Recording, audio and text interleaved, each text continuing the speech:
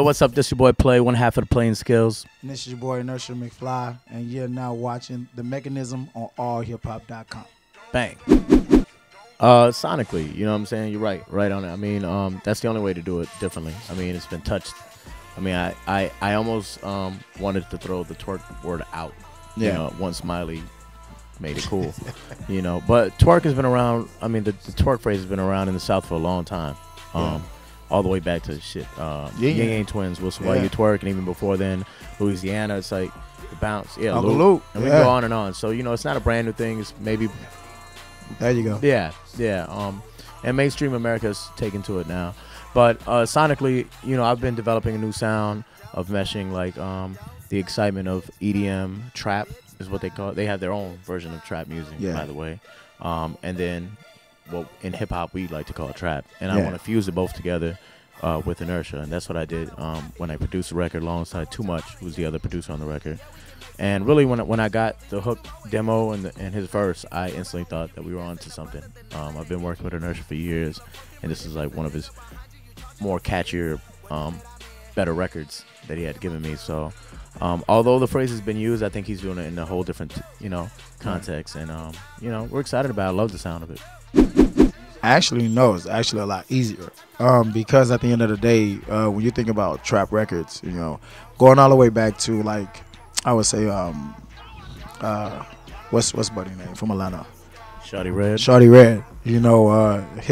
His drums, his 808, his bass, they're all pretty much the same.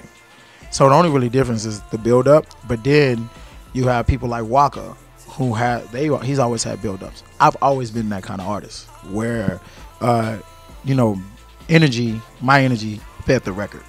But now, they live together. So the energy of the record and my energy, it meshes so well that, it was just easy for me to ride that wave. Yeah, because not everybody could do it. See, there's so much excitement and energy. If you're trying to have a message on a record, or you're trying to like really, spit a story, this background music is probably not for you. Right. And it's okay. I'm down with all kinds of hip hop, but I'm saying in this particular phase here, Energia's vibe, his energy, and then he was performing with us all over. That's what I was getting to, like the touring, and he was coming out and rapping over all these instrumentals anyways. That was my way of getting like an audience to bridge into him, and he was shutting shit down every night.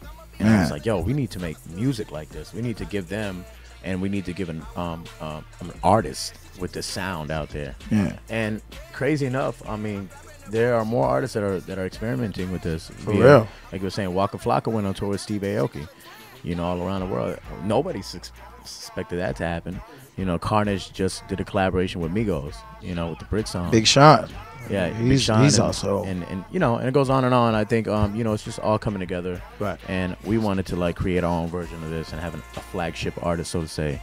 And Enertia McFly came about. Yeah, absolutely. I think all great hip hop albums always had like great records for the club, stuff for the ladies, message, intro, the whole nine. Still the same idea, right? Just sonically, it's just a little different. I mean, actually on the mixtape that he's putting out, we worked on a song called Laser Beams, which has the feel of an electronic music, but has a story of him wanting to live on stage with laser beams. And he's actually spitting like a real honest story. He's talking about he quit his job and, the message, man, that people are going to be able to, really get into him as an artist.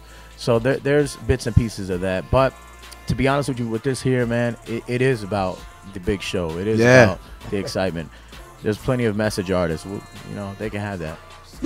If you think about it, in the South, one of our main goals was to always be, respected in the music industry and be one of the bigger part of the music industry. At one point, when you would watch TV, you didn't see anything but, New York, mainly, and the West Coast.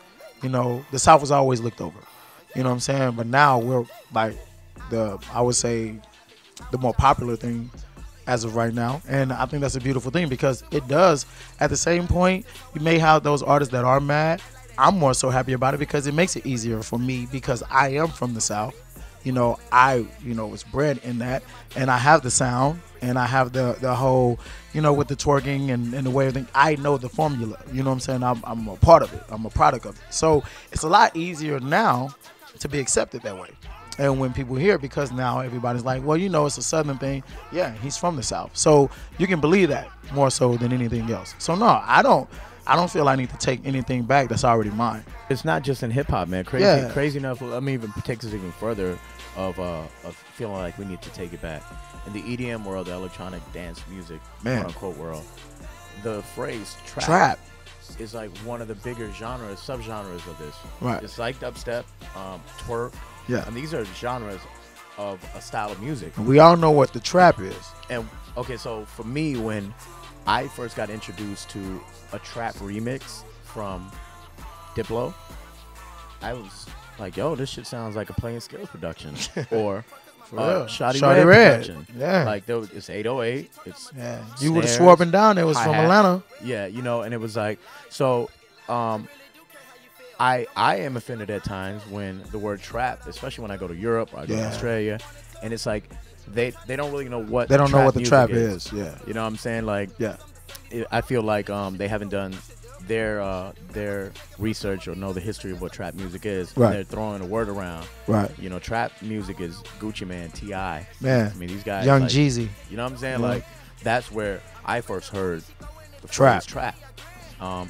So, you know, it's a little weird when I go to different places and I hear these people, you know, use the word trap and the genre that they think it is. In that instance, yeah. Yeah, you know what I'm saying? So I kind of like, I do want to take that back from some people. You know, and I've that's different from just the Southern draw. The Southern I've had conversations with Afrojack, with David Guetta beforehand, and I had to explain to them, like, you do understand what trap music is, right? And I'm okay with telling that because I'm you're a product of that. Yeah, man. I'm an originator, man. Like, you know, I'm a representative of that. You know what I'm saying? So I'm cool. I love the idea of bridging it together because that's actually my sound now. I love it mixing both sides, but I just want to be clear that we respect where the trap came from. Right. That's all I'm saying to any electronic producers out there, and I'll say it to them. It doesn't matter. You need to respect, like we respect your culture, right? And whatever you know, if somebody comes and starts making house records, you know, the EDM culture, they get pissed. They get pissed if you don't do it right. They get upset. I get mad when you call a song a trap record and you don't know nothing about it. You don't know nothing about it. Yeah. You know, so in that instance, yes, you know, we need to grab that back a little bit because if not, the real trap genre is gonna it get lost.